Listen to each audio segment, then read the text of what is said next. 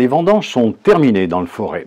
Nous avons rencontré Julie Logel de la cave Verdier-Logel qui fait du vin biologique dans le Forêt, dans les côtes du Forêt. Elle nous a expliqué comment se sont déroulées ces vendanges cette année. La cave Verdier-Logel, donc c'est un domaine viticole familial dans les côtes du Forêt. Donc, au départ, c'était des vignes des grands-parents qui étaient coopérateurs et mes parents, ils ont repris les vignes en 92 pour faire du vin. Et maintenant, ils sont à la retraite et je travaille avec mon cousin Maxime. Là, on est à Marcilly-le-Châtel, effectivement, voilà. Et vous avez donc 17 hectares. 17 hectares, il y a à peu près 12-13 hectares de gamay et les hectares restants, donc 4 environ, c'est plusieurs cépages. Donc, on a ce qui fait un peu de notre spécificité, c'est cette diversité sur le reste. Donc, on a du Viognier, du Pinot Gris, du Riesling et du Gewürz en blanc et de la Syrah et du Malbec en rouge. Alors, les vendanges cette année, ça va commencer chez nous le 20.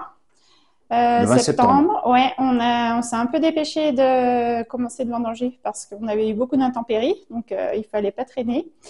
Et nous, ça dure environ 2 semaines et j'embauche 25 personnes à peu près. On travaille maintenant que sur des grosses matinées. En fait, on va faire de 7h30 à 14h, 14h30. Vous avez commencé quand les vendanges? Il y a 2 semaines, le 20 septembre. Le 20 septembre. C'est la première fois que vous vendangez? Dans les côtes du Forêt, oui, mais j'ai déjà fait plusieurs fois dans la Champagne. D'accord. Est-ce que c'est difficile? On dit que quand même le rythme est très soutenu. C'est difficile physiquement, mais après, on est bien traité ici. Donc, Qu'est-ce qui vous a amené à vouloir faire les vendanges? là, je suis entre 2 emplois actuellement et vu que j'aime beaucoup être dehors et que de métier, je suis jardinier, donc j'aime ça. Et puis c'est intéressant parce qu'en plus ici, on voit on fait aussi le triage, ils nous parlent un peu de la vinification, on goûte les vins, c'est pluridisciplinaire entre guillemets.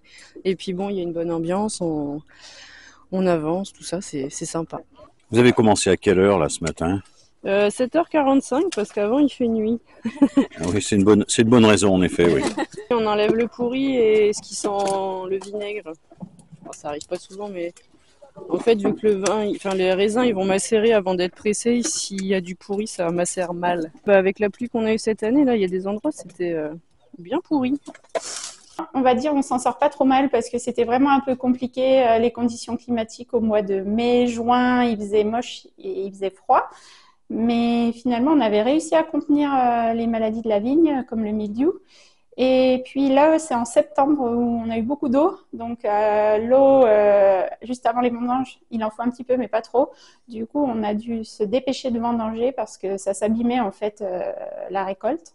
Donc là, on fait un peu moins de récolte que l'année dernière. Mais 2022 et 2023, c'était des très bonnes années. Donc on dira que ça va aller dans l'équilibre. Voilà. Vous êtes en agriculture biologique. Alors c'est quoi l'agriculture biologique pour un vignoble comme ça? Le passage en bio chez nous, il a été fait il y a longtemps, parce que mes parents, c'était en 97 qu'ils ont commencé la conversion. Donc à l'époque, c'était pas trop courant. C'est-à-dire dans les vignes, on n'utilise aucun produit chimique de synthèse, donc pas de désherbant chimique. Donc c'est que du travail mécanique ou manuel pour enlever les mauvaises herbes sous le rang, dans l'interrang. Et ensuite, sur les vignes, on peut utiliser que la bouillie bordelaise et le soufre. Et les traitements, c'est du préventif. Donc, il n'y a pas de curatif. Donc, il faut être très précis au niveau des traitements et pas se louper. Dès qu'il y a un créneau météo pour y aller, il faut y aller. Et dès qu'il pleut, c'est lessivé, donc il faut repasser. Donc maintenant, en fait, vraiment les jeunes qui s'installent, ils tendent vers ça. Ouais. Bien sûr. Et alors, pour finir, sur la commercialisation de vos vins, comment vous faites? Vous faites des salons? Vous faites... Alors nous, pour le commerce, on a choisi d'être un peu diversifié. Donc, on a gardé une importante clientèle particulière. Donc, on va dire, on a un caveau de dégustation qui est ouvert tous les jours sauf le dimanche.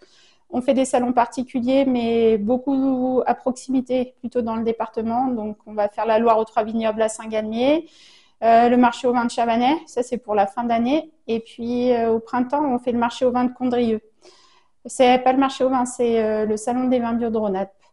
Ensuite, on vend beaucoup aux professionnels aussi, donc dans le département et toute la France, les cavistes, les magasins de producteurs, restaurateurs, les grossistes. Et on fait un peu d'export, 10-15%. Donc on va dire les particuliers, c'est 35% du chiffre d'affaires.